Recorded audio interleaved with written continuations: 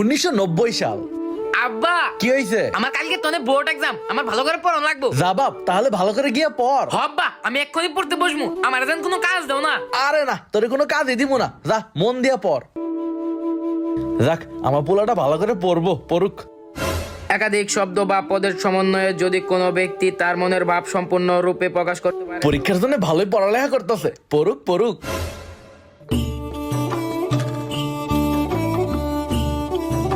এই পোলা, এই দুধটা খায় নে। আব্বা এত টাকা খরচ করে দুধ আনার কি দরকার ছিল? আরে পোলা, তোর তো চিন্তা করা লাগবো না, দুধ খেলে স্মৃতি শক্তি ভালো থাকবো। খা।